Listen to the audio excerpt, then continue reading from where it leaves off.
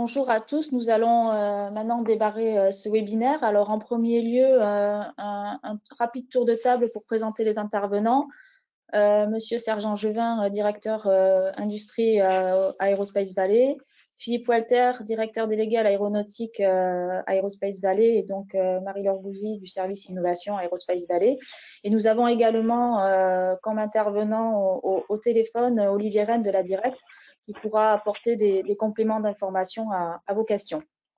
Donc, cette séance, pour information, est enregistrée en vidéo et le lien de la vidéo vous sera accessible dans les heures ou les jours qui vont suivre ce webinaire.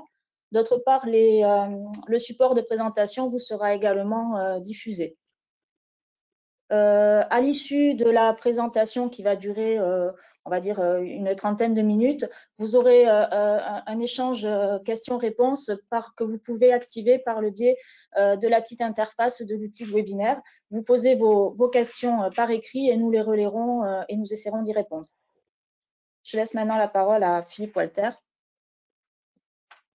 Oui, bonjour à tous. Donc, un petit mot d'introduction peut-être juste pour resituer finalement cette AMI dans le cadre du plan de relance national qui a été communiqué il y a maintenant 2 semaines, je pense, là, ou 3 semaines, pour que chacun ait bien en tête finalement cette AMI, ce qu'il adresse et ce qu'il n'adresse pas, quoi. Voilà. Donc, j'ai extrait en fait du communiqué de presse du plan de relance national le paragraphe qui concerne les PME, les ETI, et puis le paragraphe qui concerne le CORAC, et juste après, j'y reviendrai. Donc, les mots que vous voyez en ce moment sont stricto sensu ceux du communiqué de presse. Je n'ai pas changé un seul mot. Le communiqué de presse explique que dans le plan de relance national, donc, soutien à l'aéronautique pour une industrie verte et compétitive, ce sont les termes en fait, du plan de relance. Il y a un volet qui consiste à investir dans les PME et les ETI pour accompagner la transformation de la filière. Et donc, ce volet, il a pour but donc, de renforcer les PME et les ETI pour les faire grandir, moderniser les chaînes de production et rendre plus compétitives. Ce qui est cité, c'est robotisation, digitalisation, etc. Donc, ce n'est pas exhaustif. Pour leur permettre de prendre place aux prochaines révolutions du secteur. Pour ça, il y a 2 outils différents. Il y a un fonds de capitalisation donc, qui sera doté à terme d'1 milliard d'euros. Et puis, il y a un deuxième volet qui est une ligne de 300 millions d'euros. Alors là, il y a marqué de subvention, on y reviendra parce que la forme que ça va prendre aujourd'hui, elle reste à définir, mais on n'est pas en tout cas dans le premier volet qui est le fonds de capitalisation. Là, on n'est pas dans le capital, on est dans du soutien à de l'opération pour accompagner donc les entreprises fournisseurs et sous-traitantes de la filière dans leur transformation et leur montée en gamme. L'AMI dont on parle aujourd'hui, c'est ça. C'est la partie qui est boxée là, c'est ces 300 millions. 300 millions sous la forme de 3 fois 100 millions, c'est-à-dire 100 millions par an sur 3 ans. Alors, il y a un deuxième volet après, qui est le slide d'après, qui est donc la partie R&T. Donc, la partie R&T, le communiqué de presse donc, du plan de soutien national explique que là aussi, il y a des moyens financiers importants qui sont concentrés sur la R&D pour les futurs avions décarbonés, à hauteur de 1,5 milliard d'aides publiques. Ça, concrètement, c'est le CORAC. Donc, c'est ce que tout le monde connaît sous le nom du CORAC, Comité pour la recherche aéronautique civile. Donc, ce fonds-là, il est opéré par la DGAC. Il y a un COPIL, un comité de pilotage en fait, du CORAC, qui inclut essentiellement des grands groupes. Il y a un comité feuille de route qui définit donc des feuilles de route technologiques qui permettront derrière de délivrer les technos qui sont nécessaires pour les prochains programmes aéronautiques civiles, que ce soit avions de transport, avions régional, hélicoptères ou aviation légère. Ce plan, donc, il va être décliné. Alors, concrètement, ce 1,5 milliard, comment il est écoulé? En fait, il y a 300 millions de dotations dès l'année 2020, donc l'année en cours, pour des demandes de soutien qui sont pratiquement maintenant closes, qui vont se clore dans les prochaines semaines. Et ensuite, 600 millions sur l'année 2021 et 600 millions sur l'année 2022. par rapport aux années précédentes, pour avoir des ordres de grandeur, le CORAC des années précédentes, c'était 135 millions annuels. Donc là, on est dans des ordres de grandeur qui sont significativement revus à la hausse. Pour mémoire aussi, pour certains d'entre vous, vous avez peut-être répondu aux appels à compétences qui ont eu lieu les 2 dernières années. Il y en a eu 2 qui ont été lancés dans le cadre du CORAC, sur des thématiques qui ont été donc exprimées par les grands groupes, pour lesquels PME, ETI avaient la possibilité de faire des propositions de réponse. Il y a un certain nombre qui ont été retenus, pas énormément, il faut bien le dire, quoi. Donc, sur l'année 2021 et 2022, il est probable, mais pas encore sûr, qu'il puisse y avoir peut-être un flux, une partie de ces 1,5 milliard qui soit fléché directement vers les PME et les ETI et opéré sur un processus qui n'est pas encore défini. Pour ça, il y a un séminaire CORAC qui aura lieu jeudi de la semaine prochaine, donc le 23 juillet, qui devrait permettre d'en savoir plus. Et il y aura probablement une communication beaucoup plus large à la rentrée, donc début septembre, vers tout le monde. Ce qu'il faut aussi retenir sur ce point-là, puis après j'arrête d'en parler, c'est que par rapport aux années précédentes aussi, dans le CORAC des années à venir, les axes de R&T, les projets de R&T qui vont être lancés, ils sont là aussi pour alimenter, pour maturer des technos qui vont alimenter des démonstrateurs pré-industriels, donc des plateformes. Il devrait y avoir une vingtaine de plateformes définies dont on devrait connaître le périmètre, je pense, la semaine prochaine, qui seront les grosses briques de base qui alimenteront donc les prochains programmes d'avions de transport, d'avions régionaux ou d'hélicoptères ou d'aviation légère. Quand ces plateformes de pré-développement industriel vont être lancées, elles seront précédées d'une consultation large, normalement, de l'ensemble de l'écosystème PME-ETI, qui permettra à ceux qui ont des technos relevantes pour une plateforme donnée, en fait, de lever le doigt, de se faire connaître et de postuler pour faire partie du consortium qui délivrera la plateforme. Voilà. Donc, on parle plus de CORAC aujourd'hui, là, et on en revient en fait au fonds de 300 millions qui est là pour aider à moderniser, à rendre compétitifs les PME et les ETI. Marie-Laure. Bien, alors donc maintenant, nous allons parler plus particulièrement de cette AMI, puisque c'est le sujet du jour. Donc, cette AMI qui vient s'intégrer dans le plan là, que vient de présenter Philippe a pour objectif vraiment d'identifier les projets d'investissement qui vont être envisagés par les entreprises de la filière aéro, bien sûr dans une perspective de transformation de cette filière. Ce qu'il faut bien comprendre que l'AMI a été lancée en préalable à la mise en place d'un dispositif de soutien. À ce jour, comme on l'a dit, finalement, les choses ne sont pas encore cadrées et c'est pourquoi il faut absolument participer à cette AMI parce que finalement, en positionnant votre projet dans cette AMI, vous allez donner des billes finalement aux institutions pour cadrer le futur cahier des charges du dispositif de soutien. Ensuite, vous allez être identifié dès aujourd'hui comme un porteur de projet et particulièrement, comme vient de le dire Philippe, c'est très important pour les ETI et les PME.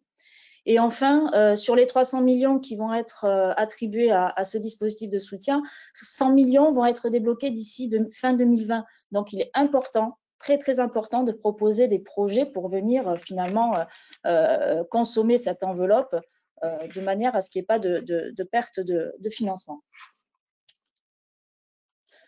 Donc, concernant cette AMI, quelles sont les entreprises éligibles à la réponse? Ça va être toutes les entreprises qui vont proposer un service ou un bien sur les marchés de la filière aéronautique. Donc, quand je dis entreprise, c'est toutes les entités, quelle que soit leur taille, leur forme juridique, leur gouvernance. Le seul critère, c'est qu'il y ait au moins 15% du chiffre d'affaires de l'établissement qui soit lié à la filière aéronautique sur les 2 dernières années.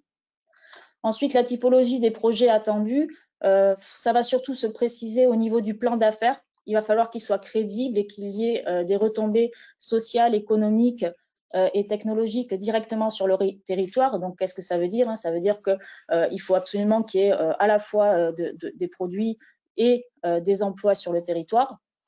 L'assiette minimale du projet est de 200 kg/euros. Et enfin, sont attendus soit des projets individuels, soit en association avec d'autres partenaires, principalement industriels. Donc, les projets devront s'inscrire dans une perspective d'accélération, soit d'une diversification des activités, soit d'une modernisation des sites de production. Également, un volet dédié à la transformation numérique et un axe vers l'industrie du futur. Seront pris en compte également les projets portant sur l'amélioration de la performance environnementale et enfin aussi les projets qui vont aller dans le sens de la consolidation de la filière. Donc, on détaillera un petit peu plus tard ce que ça veut dire. Et toute la finalité des projets va se faire au travers d'actions différentes qui vont être soit des travaux de recherche et de développement et d'innovation, soit des projets d'investissement de modernisation industrielle. Alors, ça peut être l'un et l'autre, ou l'un ou l'autre. Il n'y a pas de règle définie ni d'attendu. Donc, on va maintenant prendre un petit peu de temps pour détailler les divers domaines de l'AMI. Donc, en ce qui concerne la diversification, elle peut prendre deux volets, soit une reconversion de l'activité industrielle déjà en cours pour s'adapter au contexte actuel, soit vraiment des investissements qui vont être dédiés à la mise en route de nouvelles activités. Donc, ça va se traduire soit par du projet de R&D avec du développement de produits ou de procédés nouveaux, mais également, ça, on va pouvoir trouver dans ce cadre-là la possibilité d'investir dans de nouveaux outils de production. Ce qu'il faut comprendre, c'est que ces projets de diversification, en fait, peuvent être menés soit au sein de la filière, soit hors de la filière. Hein. Il n'y a pas de règle de ce point de vue-là. Concernant la modernisation des outils de production, donc on va couvrir soit le scope de la modernisation des outils de production pour les procédés industriels et les équipements, mais également, on va pouvoir venir faire financer le développement de nouvelles méthodes de production et surtout la certification des pièces qui vont sortir par le biais de ces nouvelles méthodes. Ça, c'est très important. Et ça va se traduire principalement par de l'investissement matériel qui va permettre la fabrication industrielle et la mise sur le marché de produits à forte valeur ajoutée. Ce qu'il faut comprendre aussi là derrière, c'est que ce n'est pas forcément du produit résultant d'une innovation technologique. Hein. Ce qui va être important, ça va être d'assurer la pérennité du tissu industriel et être capable de répondre de façon beaucoup plus proche aux besoins du marché actuel. Dans le volet industrie du futur, on va trouver tout ce qui a trait à la transformation numérique de la filière aéronautique, hein, tout ce qui relève de la digitalisation, et également un volet lié à tout ce qui est aux innovations, alors que ce soit technologiques, de services, de procédés ou même d'organisation, qui vont permettre à l'entreprise d'évoluer dans son modèle industriel. Donc, ça pourra se passer par le biais soit de phases d'innovation, hein, de recherche industrielle, développement expérimental, mais également toujours par le biais d'investissement et d'acquisition de matériel pour permettre à l'entreprise de se rapprocher des standards qu'on va avoir définis, qui vont définir l'industrie du futur. Alors ensuite, il y a un volet qui est dédié à la performance environnementale et à l'amélioration de la performance environnementale. Donc là-dedans, on va trouver tout ce qui va permettre d'aller finalement anticiper, voire au-delà de toutes les normes qui sont mises en place par l'Union européenne. Donc cela veut dire qu'on va on va chercher à financer soit des outils de production qui vont être plus économes en énergie ou en matières premières, mais aussi on va pouvoir financer des outils et des procédés qui vont permettre un recyclage plus efficace ou le réemploi des matériaux dans la production. Donc on va avoir vraiment ces deux volets qui seront couverts principalement par le biais d'investissement. Et enfin, le dernier thème abordé est celui de la consolidation. Alors là, pour être honnête, le paragraphe est assez succinct et ce qu'on va dire tient plutôt de l'interprétation qu'on en a fait. Donc, on va trouver deux volets. Hein. La consolidation, donc il faut entendre le rapprochement d'entreprises Et ensuite, ce qu'on appelle la reprise d'activité industrielle présentant un enjeu stratégique en matière d'emploi et ou de technologie. Nous, ce qu'on comprend là derrière, c'est que ça va plus tenir finalement à la relocalisation d'activités stratégiques sur le territoire. Donc, ça se traduira soit par des opérations financières qui vont permettre, comme je le disais au préalable, le rapprochement de différentes entreprises, ou alors aussi des investissements communs pour la mutualisation de moyens de production, de moyens de test, enfin de moyens industriels variés. Donc ça va être les domaines qui vont être couverts par l'AMI et dans lesquels vous allez pouvoir vous positionner.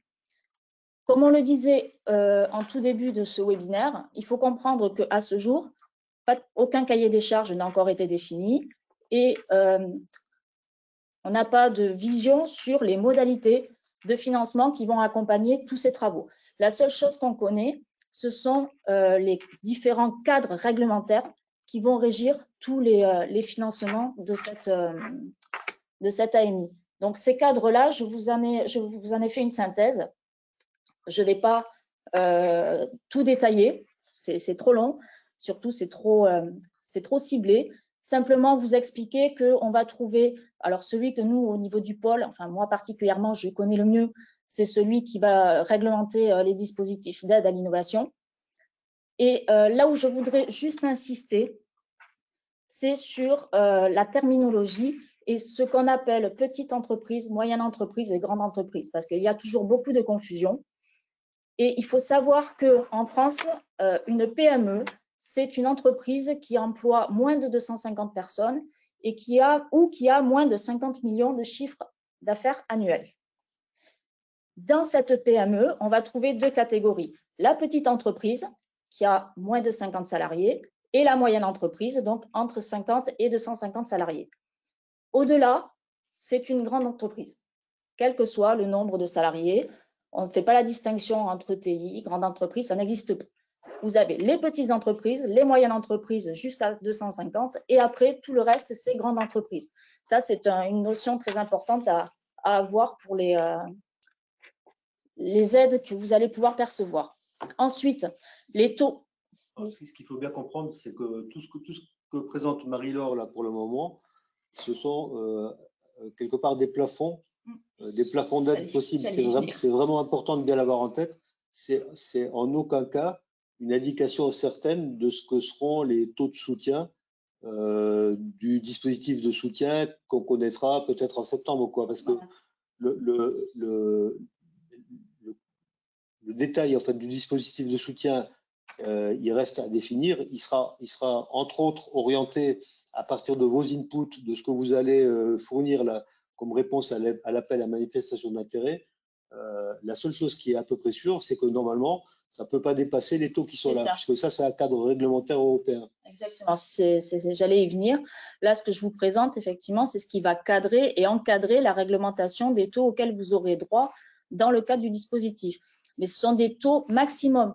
Donc, ça veut dire que, un, on ne peut pas aller au-delà, et deux, c'est généralement inférieur. Voilà. Parce qu'il y a possibilité après de complémenter avec divers dispositifs, mais dans tous les cas, ça ne pourra jamais aller au-delà de ces taux qui sont affichés. Donc, tout ça pour expliquer qu'on va trouver différents cadres de financement. Je ne vais pas tous les détailler. Donc, vous avez ici le cadre du financement qui réglemente tout ce qui est recherche et développement et l'innovation. Vous allez trouver au sein de cette réglementation des dispositifs d'aide qui vont être spécifiques aux PME avec une réglementation particulière. Ensuite, vous allez avoir des dispositifs, ce qu'on appelle les dispositifs d'aide à finalité régionale, qui eux vont être fonction de la géographie et du découpage qui a été fait du territoire. Il faut savoir qu'au niveau du territoire français, un certain nombre de territoires ont été définis comme étant en difficulté et que vous allez pouvoir bénéficier d'aides complémentaires si vous faites le choix d'investir sur ces territoires. Donc, vous trouverez la cartographie complète par le lien que je vous ai noté. Donc, ça, c'est tous ces types d'aides-là qui vont venir encadrer le dispositif. Ensuite, on va trouver un règlement particulier sur les aides en faveur des PME. on retrouve ce que je disais tout à l'heure, les aides à l'innovation, mais également d'autres aides qui vont venir en complément dans le cadre d'investissement, par exemple.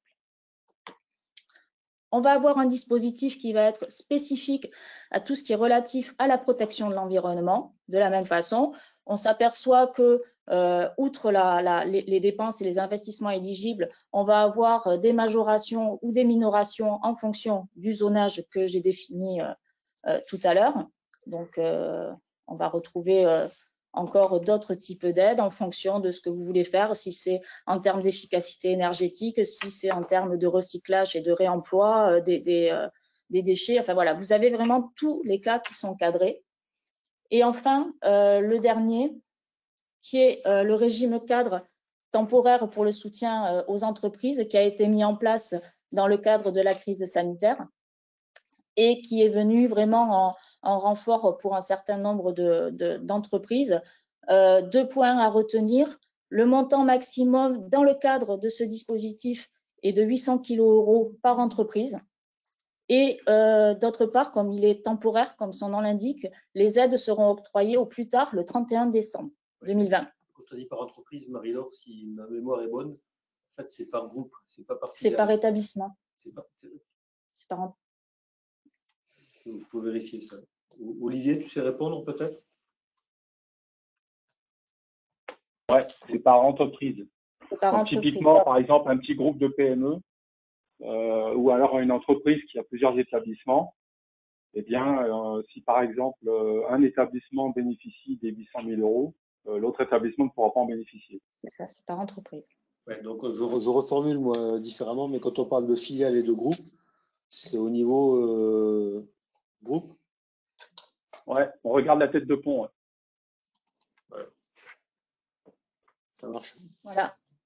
Donc, et ce régime cadre vient en complément des autres. Ensuite, finalement, donc je passe très vite volontairement sur tous ces régimes hein, parce que vous aurez le détail à travers les slides. Et si vous avez des questions, n'hésitez pas à revenir vers les personnes compétentes sur ces points-là. Concernant le calendrier de l'AMI, la clôture est fixée au 31 juillet 2020 avec des examens des dossiers au fil de l'eau et sachant que l'AMI est ouverte jusqu'à parution du cahier des charges qui va définir les modalités d'accompagnement du dispositif de soutien, je pense comprendre que le cahier des charges sera disponible fin juillet. À partir de fin juillet, voilà. Le dépôt des dossiers, alors le formulaire de réponse de dossier est quand même assez succinct, sachant qu'on vous demande, c'est un appel à manifestation d'intérêt, hein. On ne vous demande pas un projet finalisé et vraiment dans les détails, donc c'est dans les grandes lignes qu'on vous demande de répondre. Le dossier de réponse doit faire entre 5 et 10 pages, hein, pas plus.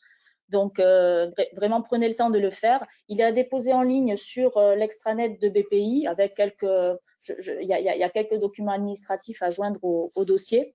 Et donc, à l'attention des adhérents du pôle Aerospace Valley, ce qu'on vous propose, c'est de faire une relecture des dossiers par les experts du pôle sur le domaine afin de vous faire remonter un certain nombre de commentaires et également nous accompagnerons le dossier d'une lettre de soutien, le cas échéant, que vous pourrez joindre lors du dépôt sur la plateforme BPI en spécifiant bien que vous êtes accompagné par le pôle Aerospace Valley parce que c'est une option que vous pouvez choisir lors du dépôt du dossier. Donc, vous trouverez aussi en fin de présentation, je ne vais pas les passer ici, mais tout un panel de définitions, comme je vous disais tout à l'heure, la catégorie d'entreprise, les définitions qui vont définir, enfin, ce qui est relatif aux activités de recherche et développement, et également quelques notions concernant les aides et différents termes qui sont utilisés dans le régime cadre. Donc maintenant, moi, j'en ai fini. Je pense qu'on va passer à la session d'échange questions-réponses. Je vais laisser la parole à Philippe Walter et Serge Angevin pour répondre aux questions que je vais leur relater. Je voudrais quand même réinsister sur une chose, c'est l'importance de répondre à cette AMI.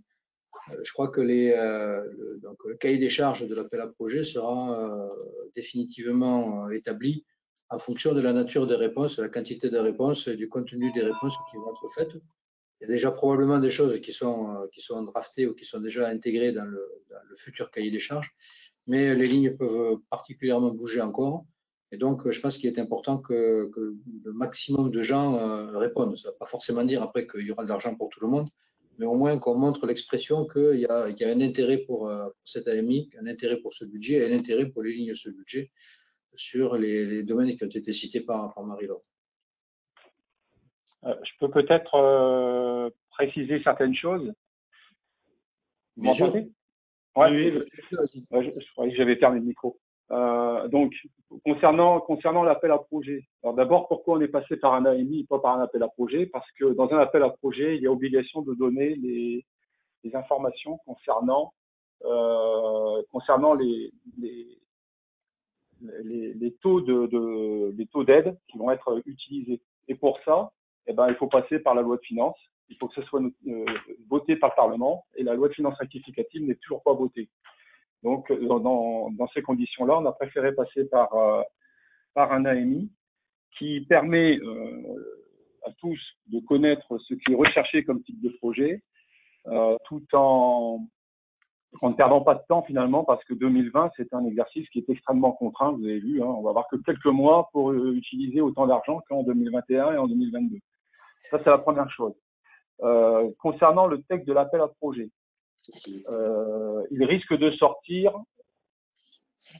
Il pourrait éventuellement sortir avant le 31 juillet. Son texte ne va pas changer. Normalement, il ne devrait pas beaucoup changer du texte de l'AMI et comporter les précisions sur les interventions et les modalités de financement. L'intérêt de déposer des projets à l'AMI, c'est effectivement de montrer qu'il y a que l'argent va être utile et bien utilisé. Donc, montrer qu'il y a beaucoup de projets et montrer que les projets rentrent complètement dans ce qu'on recherche. Derrière, pour pas vous cacher, le montant de 100 millions annuels, on peut imaginer, on peut faire le rêve qui n'est peut-être pas un doux rêve, que si jamais on s'aperçoit qu'il y ait énormément de projets et que ça sert, on puisse avoir des rallonges. Peut-être pas en 2020 parce que c'est un peu court, mais en 2021. Donc ça, c'est une chose. Donc montrer que effectivement les idées qui ont été à l'origine de la mise en place de ce fonds étaient bonnes.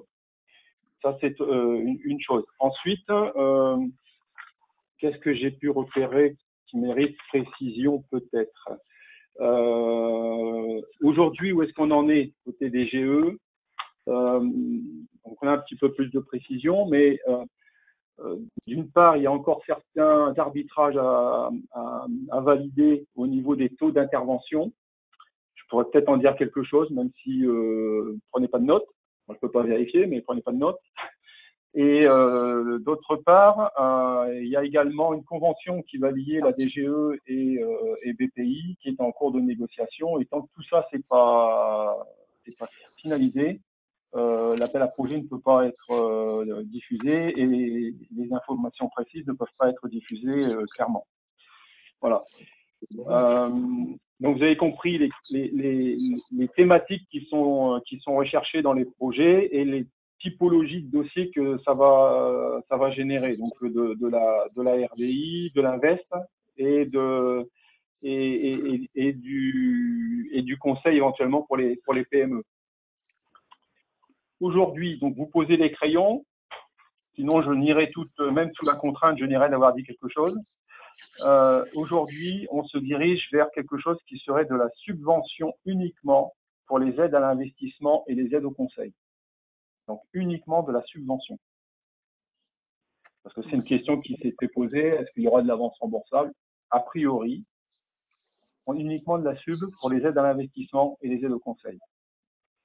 Par contre, pour ce qui est de l'aide à la R&D, il y aurait un mixte entre 3/4 de subvention et 1/4 d'avance remboursable en cas de succès. Sachant que la part d'avance remboursable qui serait inférieure à 250 000 euros la part d'avance remboursable, de l'aide en avance remboursable qui sera en inférieur à 250 000 euros serait automatiquement transférée en aide directe, en subvention. Dit autrement, tout projet de RDI qui se traduirait par une aide possible suivant les taux d'encadrement de la R&D, qui se traduirait donc par application de ces taux par une aide d'un montant inférieur ou égal à 1 million d'euros, serait systématiquement de l'aide en subvention. Je ne sais pas si j'étais clair. Allô? Oui. Bon, on pense que oui. Ouais, c'est bon? Oui, oui. Hein? Nous, Voilà. Bon. Donc, si la part d'avance remboursable n'excède pas 250 000 euros, elle est transformée automatiquement en subvention. Bon, ça va être complètement transparent pour le porteur, que ça sera au niveau de la convention, mais voilà. Bon, typiquement, pour en avoir financé quelques-uns, des projets de R&D, des subventions d'1 million d'euros, ça commence à faire des sacrés projets. Ensuite, il y a quelque chose qui est important, c'est cette histoire de régime cadre temporaire Covid-19. Donc, on en a déjà parlé un peu. C'est un régime qui permet, donc, pour ceux qui connaissent le de minimis, c'est une sorte de minimis, mais d'un montant supérieur et sur une période qui est plus petite. Donc, effectivement, au 31 décembre 2020, ce régime n'existe plus. Sauf à ce que les négociations en cours avec l'Europe permettraient de le proroger au moins jusqu'au mois de juin 2021, ce qui serait une excellente chose. Alors, ce 800 000 euros, en fait, en gros, pour faire très très simple et parler trivialement, c'est l'État s'octroie le droit de filer une aide de 800 000 euros à son bon vouloir sur n'importe quelle entreprise pour n'importe quel projet, sans contrainte d'un régime d'encadrement. Alors, ce qui est encore en train d'être discuté, c'est comment on utilise ce régime de 800 000 euros. Autrement dit, 800 000 euros, ça va représenter quel pourcentage du projet soutenu par ce régime cadre. Aujourd'hui, les discussions, ce qui est encore à valider, ça tournerait entre quelque chose qui irait entre 50 et 80%. Entre 50 et 80%. En gros, ça veut dire que un projet, imaginons par exemple un projet d'investissement qui fasse 1 million d'euros. Si le taux d'intervention qui est décidé, il est de 50% en utilisant ce régime temporaire, on pourrait utiliser 500 000 euros pour soutenir ce projet de 1 million d'euros. Et donc, il resterait à l'entreprise un matelas de 300 000 euros pouvant être utilisé sur un autre projet, pouvant être aussi un autre projet d'un autre établissement de la même entreprise. Si par exemple le taux était, la décision était que on irait jusqu'à un taux de 80%, ça veut dire qu'un projet qui coûterait 1 million d'euros, on irait jusqu'à 800 000 euros. Ce qui fera un taux d'intervention de 80% qui n'est jamais vu, quoi. Et ça, c'est uniquement en utilisant ce régime très particulier. Voilà. Ce qui veut dire que pour rebondir dessus, Olivier, c'est donc c'est pour des projets qui auront été notifiés donc avant la fin de l'année, quoi. Alors, pour ça, effectivement, il faudra que les projets soient notifiés, enfin les conventions d'attribution des aides soient notifiées avant le 31/12/2020. Alors, comment ça va se passer? Les porteurs, vous déposez votre projet sur le site de BPI. Aujourd'hui, on vous fait déposer dans le cadre de l'AMI. Ce que je ne sais pas encore décidé, c'est est-ce que ceux qui auront déposé dans le cadre de l'AMI, ce qu'ils auront déposé suffira dans le cadre de l'appel à projet, ou est-ce qu'on leur demandera de rajouter quelque chose, ou est-ce qu'on leur demandera de finalement reprendre ce qu'ils ont fait et de le compléter. Voilà. Donc je ne sais pas encore bien comment ça va se passer, mais effectivement l'intérêt c'est de prendre position et d'être en tête de gondole, quoi, quelque part, en déposant en ce moment sur l'AMI. Ensuite, comment ça va se passer? Donc, vous déposez. Olivier, c'est exactement là où je voulais en venir. C'est pour répéter le message une fois de plus, parce que c'est des questions qu'on a de manière un peu récurrente ces derniers jours là. Si vous avez quelque chose en tête, n'attendez pas un appel à projet ou je sais pas quoi pour le déposer. C'est déposez-le maintenant, quoi, le plus tôt entre guillemets possible, quoi. Alors après, une fois qu'il est déposé, donc là encore, je parle au conditionnel parce que ça n'est pas encore tout complètement validé. Je ne sais pas ce qu'il y a dans la convention avec BPI, ce qui était envisagé au départ. Une fois que le projet il est déposé, concernant l'Occitanie, moi j'ai accès je peux extraire tous les projets d'Occitanie, des entreprises d'Occitanie, dans le cadre de ce plan de relance aéro. La BPI nationale, c'est pas BPI régional, hein, c'est BPI national qui va instruire les dossiers. Et de notre côté, côté des directs, on instruit aussi le dossier. Les deux instructions remontent à la DGE et c'est la DGE qui prend position pour le soutien. Donc aujourd'hui, en négociation avec BPI, ça va être d'une part le mode de fonctionnement entre BPI, le service économique de l'État en région de la directe et la DGE. Comment ça va fonctionner ce truc-là, sachant qu'il y a intérêt à ce que ça soit extrêmement rapide.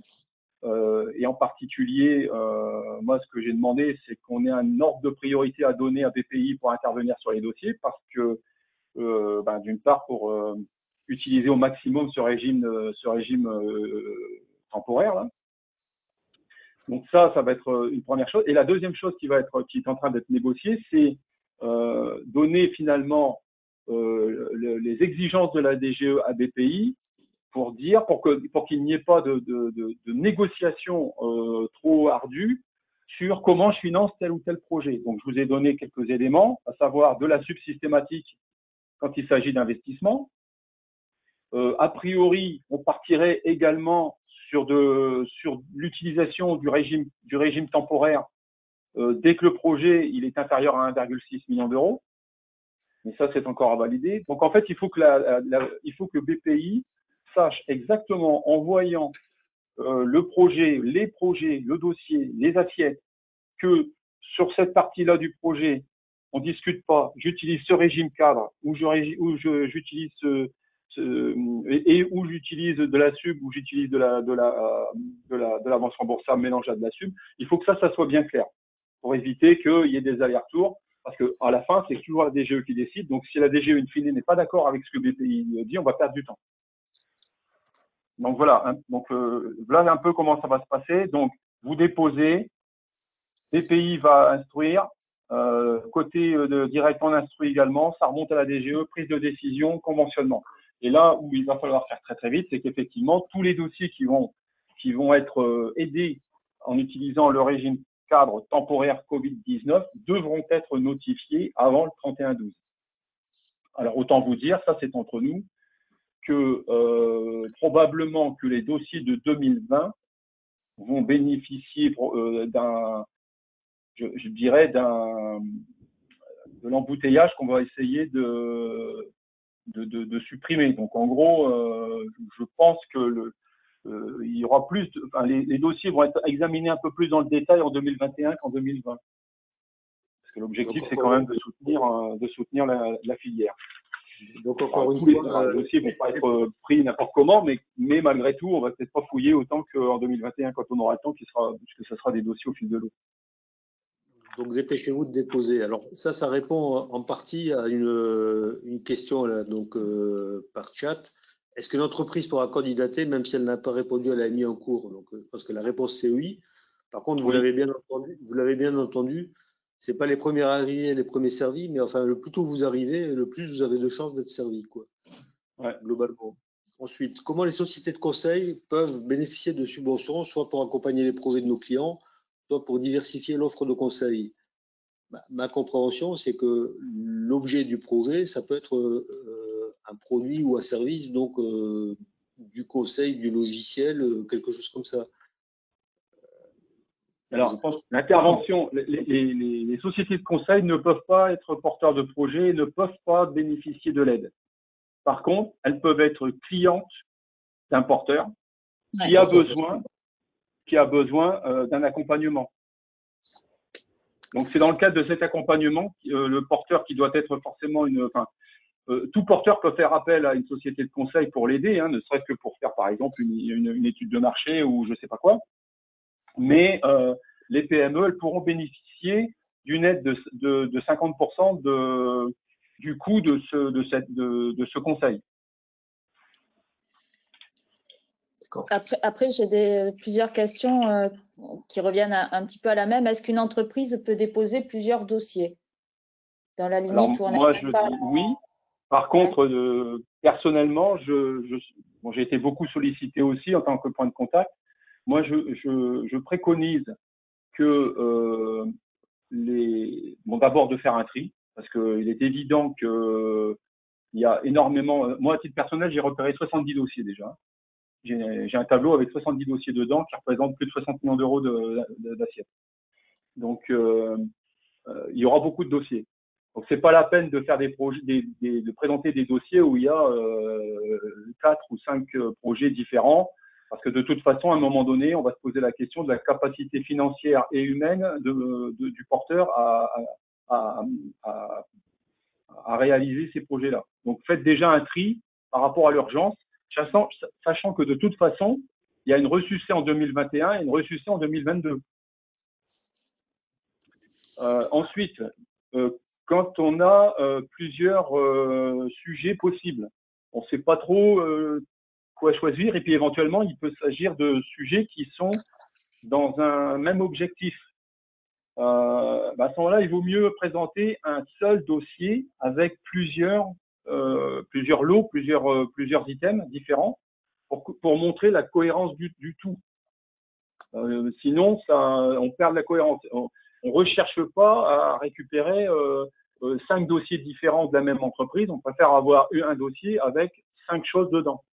Donc, typiquement, un dossier peut contenir des volets d'investissement, il peut contenir des volets de R&D, et même à la limite, je dirais, si on prend ça sous la forme d'une matrice, il peut y avoir, par exemple, pour un sujet de type diversification, à la fois de l'investissement et de la R&D. Pour un sujet de type transformation digitale ou transformation de l'outil de production pour le rendre plus efficient, plus économe, plus tout, plus vert. Il peut y avoir aussi de l'aide au conseil, il peut y avoir aussi de l'investissement, il peut y avoir aussi de la R&D. Donc tout ça, ce qu'il faut, c'est bien présenter les dossiers avec la typologie. C'est quoi le sujet? C'est quoi l'objectif de ce projet-là? C'est de la diversification. OK. À l'intérieur de ce projet de diversification, j'ai quoi? J'ai de l'investissement pour tant d'assiettes. J'ai de la R&D pour tant d'assiettes. Ce qui va permettre de faciliter derrière l'analyse et de dire, ça, j'utilise le régime cadre temporaire pour le financer, ou cette partie-là, j'utilise le régime RDI, par exemple, ou ça, le régime aide au conseil. Donc, plus le découpage sera clair, plus ça sera rapide dans l'analyse. Et donc, plus ça sera rapide dans la notification. Là, on a une course contre la montre un peu en 2020. Ok, alors, toujours pour aller dans le sens de la qualité des dossiers, là, plusieurs questions qui tournent autour de l'accompagnement du pôle.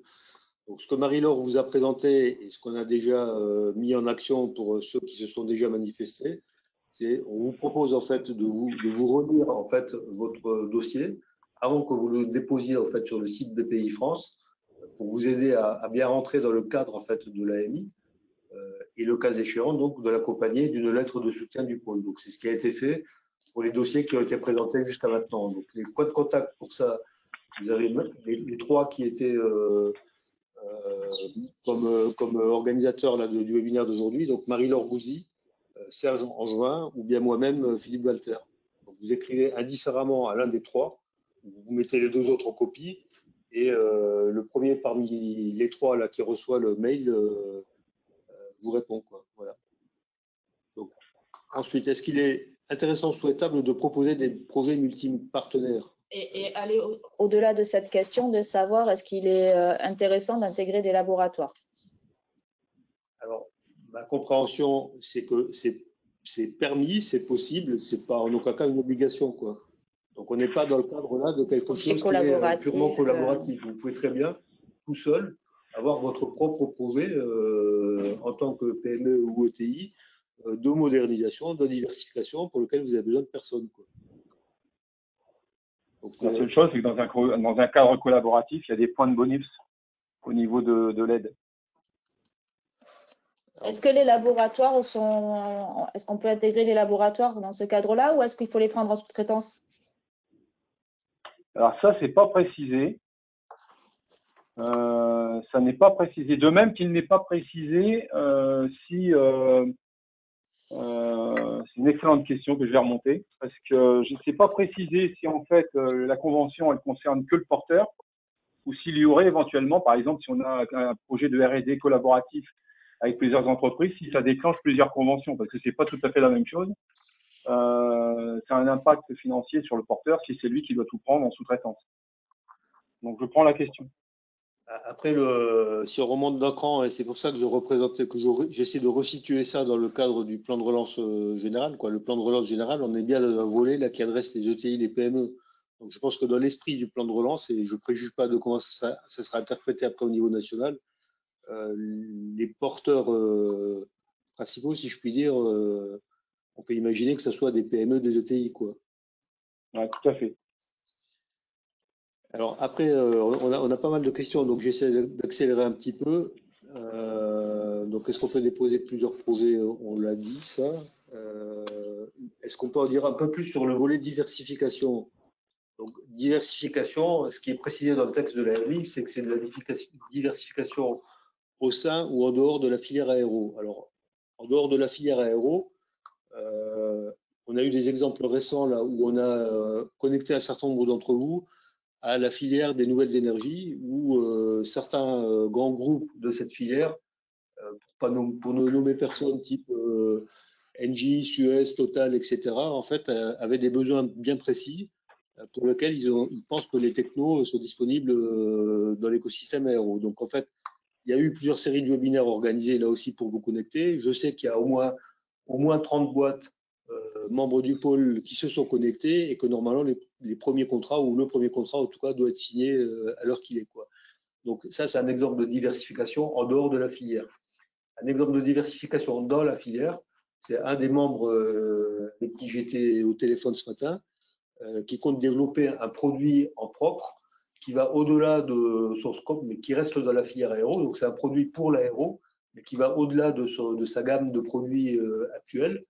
D'une part, donc il étend finalement sa gamme de produits et l'extension en question, elle pourrait avoir des applications aussi en dehors de la filière aéro. Donc quelque part, c'est de la diversification dans et en dehors de la filière. Voilà. Je pense qu'à ce stade-là, encore une fois, c'est assez ouvert, quoi. C'est à vous là d'être très clair dans l'explication de ce que vous voulez faire. En diversification dans la filière, on entend aussi, par exemple, on le sait très bien qu'en Occitanie, on est très Airbus dépendant. Une entreprise qui est très Airbus dépendant et qui finalement a un projet pour se diversifier sur le marché des hélicoptères qu'elle n'avait pas du tout, ça fait partie de la diversification. Sur le marché de l'aviation militaire qu'elle n'avait pas du tout, ça fait partie de la diversification. En fait, derrière diversification, il y a la diversification de marché hors aéro, ça s'entend facilement, mais aussi l'idée, c'est de rendre la filière aéronautique française moins dépendante de l'aéronautique civile. Ok, donc ensuite, il y a plusieurs questions qui demandent finalement où est-ce qu'il faut déposer le dossier là chez VPI. Donc on vous remettra le lien. Il est dans la présentation, le lien, de toute façon.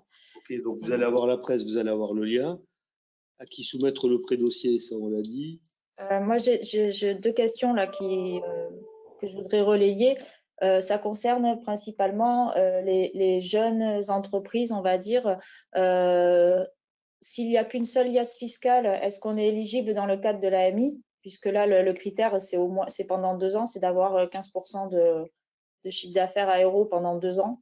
Et dans la lignée, est-ce que, alors ça, Olivier, tu as commencé à y répondre, mais est-ce qu'on est toujours sur la règle 1 euro de fonds propres pour 1 euro d'aide? Ah oui, ça c'est une règle immuable. Voilà.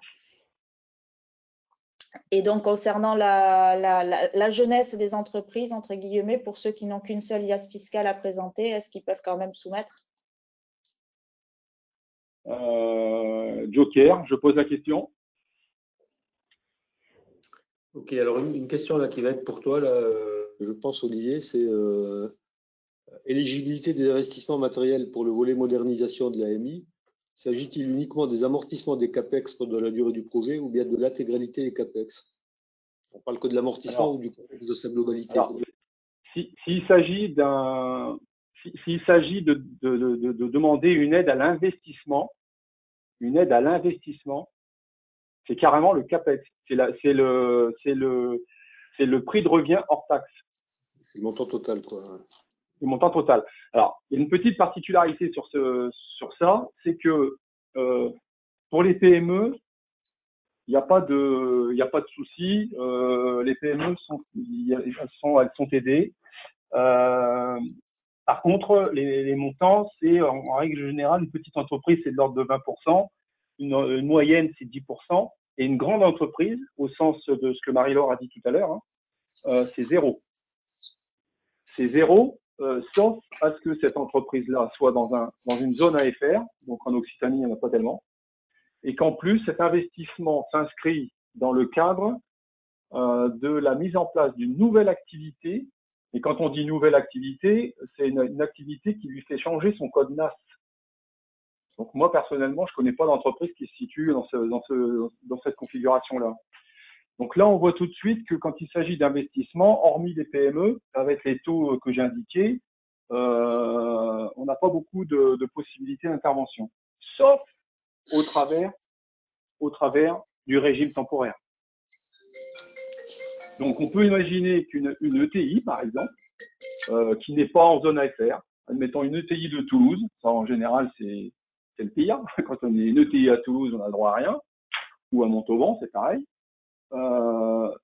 qui veut investir sur un outil de production qui fait 1 million d'euros, elle pourra être en 2020 soutenue grâce au régime temporaire.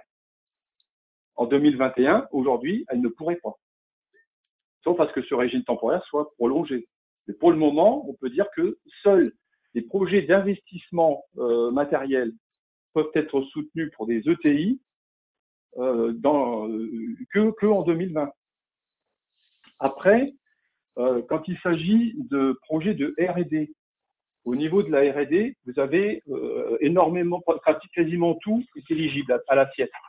Donc vous avez les heures de main-d'œuvre, les frais de personnel, les coûts de sous-traitance directe, les coûts de recherche de contractuels, etc. Et l'amortissement des moyens que vous utilisez. Ces moyens pouvant être déjà dans l'entreprise. Il suffit qu'ils n'aient pas été amortis.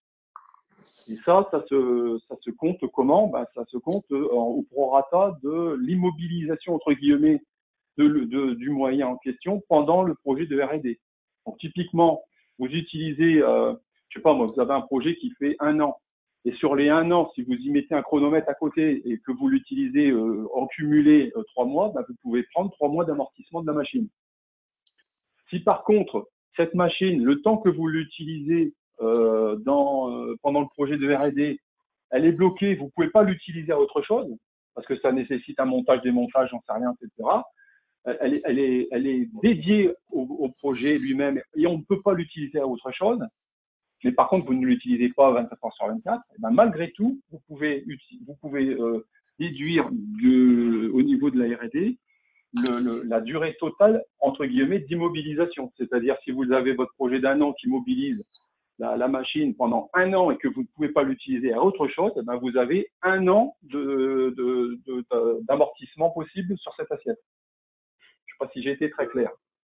Je pense que oui, Olivier. Je pense qu'il faut qu'on accélère un peu parce que l'heure tourne, mais pour rebondir sur ce point-là, ça veut dire que donc une boîte qui a maintenu des investissements qu'elle avait imaginés, qui sont en cours de mise en place, elle peut malgré tout présenter son dossier et la partie au prorata des investissements qui seront utilisés seront éligibles.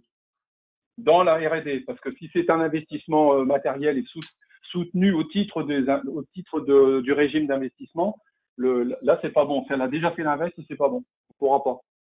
Il y a la notion d'incitativité de l'aide qui bloquera. Ok.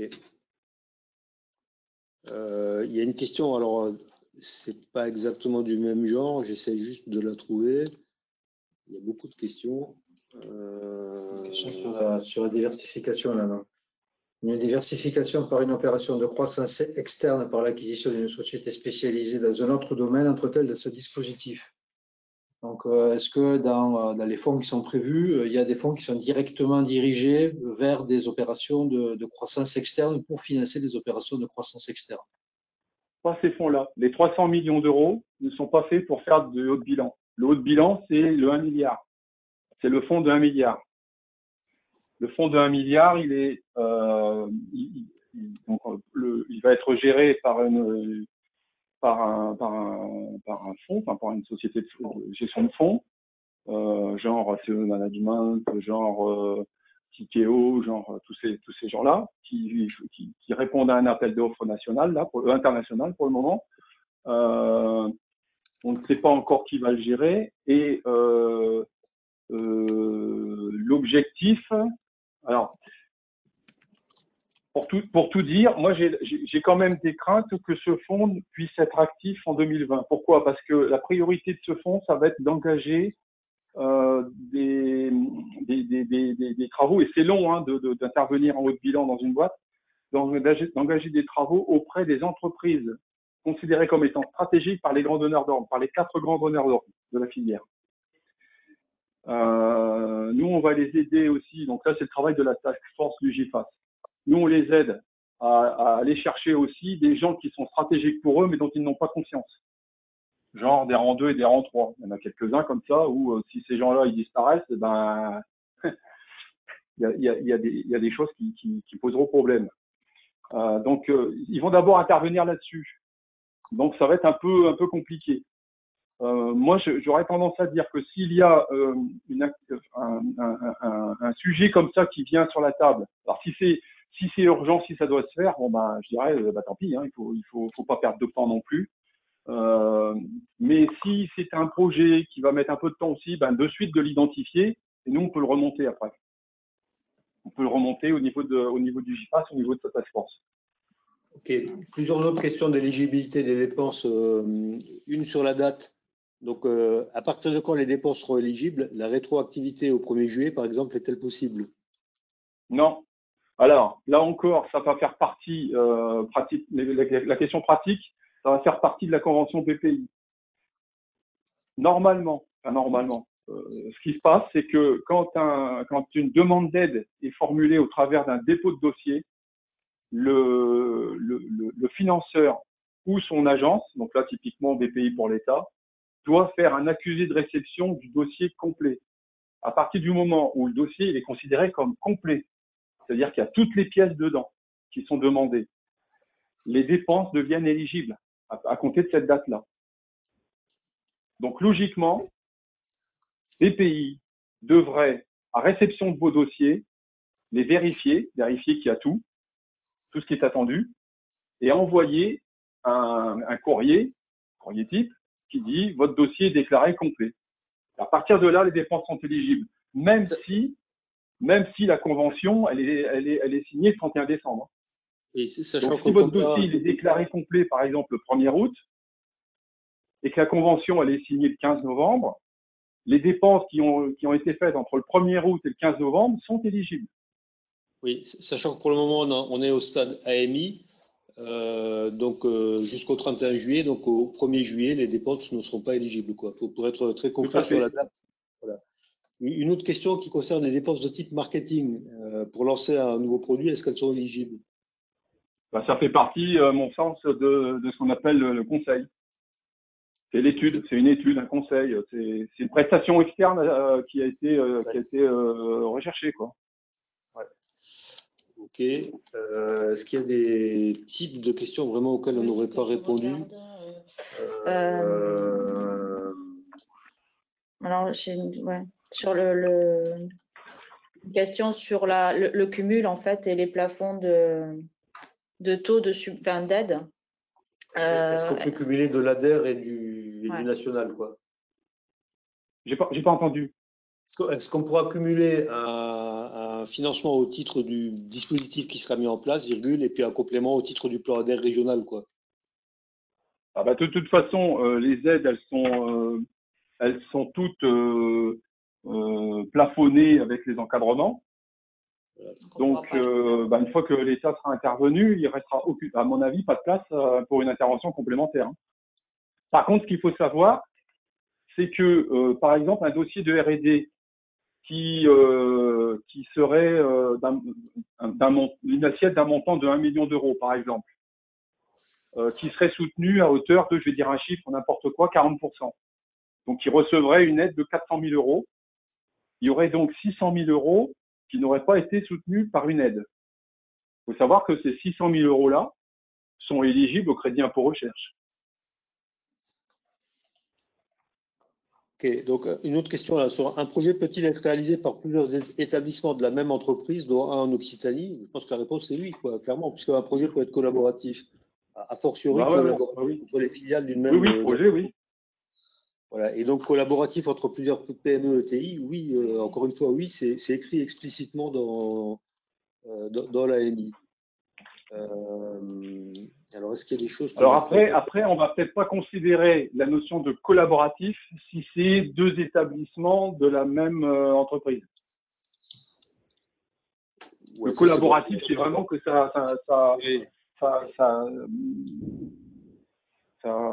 sert à deux entreprises indépendantes. Il y a la notion d'indépendance à tenir.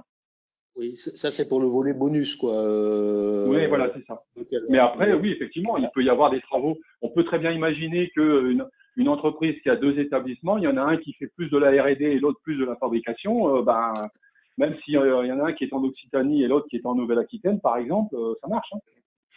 Alors, toujours dans cette notion de collaboratif, et puis pour revenir sur les fournisseurs de solutions. Un fournisseur de solutions digitales, de prod, peut-il être partenaire d'un porteur industriel ou uniquement sous-traitant de ce porteur? Tu peux répéter là? Un offreur de solutions? Oui, un offreur de solutions. Est-ce qu'il peut être dans un consortium qui lui-même est porté par un vrai industriel? Alors, en vrai, c'est pas péjoratif, là, mais par quelqu'un qui produit, quoi, qui produit du hard, quoi, entre guillemets. Ou bien est-ce qu'il est uniquement sous-traitant de ce porteur? Ça dépendra de la prestation qu'il fait dans le cadre du projet. Si sa prestation, ça consiste simplement à apporter quelque chose qu'il a sur étagère, il est sous-traitant.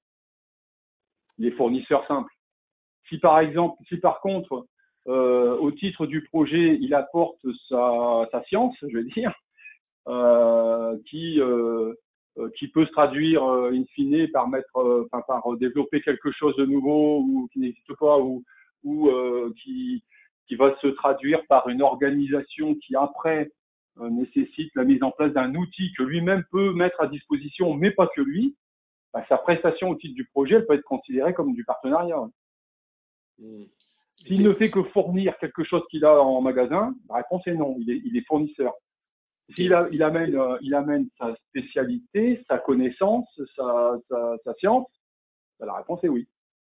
Du coup, ça débouche sur la question d'après, qui est le volet formation pour accompagner la montée en compétences.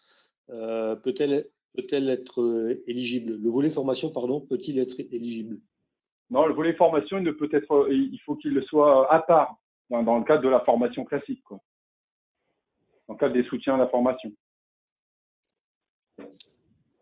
Okay. Donc là, vous avez des choses au niveau du FNE formation de mes collègues de la Direct, et puis vous avez aussi des choses au niveau du conseil régional. Bon, j'ai l'impression qu'on commence à avoir fait à peu près le tour.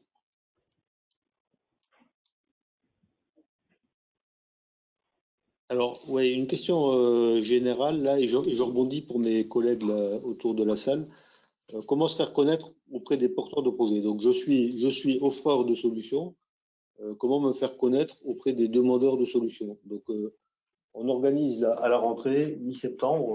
Je pense que l'invitation est partie maintenant ou va partir incessamment. Elle va partir normalement demain. Donc, d'accord. Donc, vous devrez recevoir dans les mails habituels là, du pôle un mail donc, demain qui va vous informer donc d'une journée de rappel un peu là sur tout ce qui est plan de relance, etc. et de B2B qui aura lieu donc le 15 septembre, si je ne dis pas de bêtises, le 8 septembre en tout cas, autour du 15 septembre. C'est le 15 septembre en fait. Et c'est une journée de rentrée qu'on organise, donc avec deux tables rondes. Donc la première le matin, à laquelle d'ailleurs Olivier participe, qui est avec les représentants de la région, du pays, etc. Donc la présentation des plans de relance nationaux et régionaux, donc l'annexe ADER 4 qui a été présentée par la présidente de la région. Donc pour expliquer mieux en détail et puis répondre à des questions. Une table ronde de l'après-midi pour parler industrie du futur et voir quels sont les dispositifs d'aide et les dispositifs qui sont amenés par la région en matière d'industrie du futur. Et puis surtout, pour faire des rencontres entre chefs d'entreprise, entre demandeurs et offreurs de solutions. Et puis pour permettre à tous les chefs d'entreprise qui viendront de se rencontrer, de débattre, de poser des questions, de se renseigner, d'échanger de cette situation qui est vraiment très, très compliquée. Et à la rentrée en plus, donc, je pense qu'il y aura énormément de plans sociaux, donc ça sera également l'occasion d'échanger et de voir malheureusement tout ce qu'on peut faire pour essayer de limiter la casse avec les représentants qui seront présents. Donc on se retrouvera le 15 septembre, donc l'invitation va partir d'ici fin de semaine et ça sera reprécisé à la rentrée avec le lieu et le planning exact. Alors, un dernier point peut-être. Une question, un projet d'une PME sans sponsor grand groupe a-t-il une chance? La réponse c'est oui. On n'est pas dans le cadre CORAP. Là, la finalité, c'est bien d'aider à moderniser, faire évoluer les PME, les ETI. Vous n'avez pas besoin d'un sponsoring grand groupe là, pour déposer un dossier. Par contre, dans un dossier de R&D, mais ça c'est vrai depuis toujours, on le fait depuis toujours.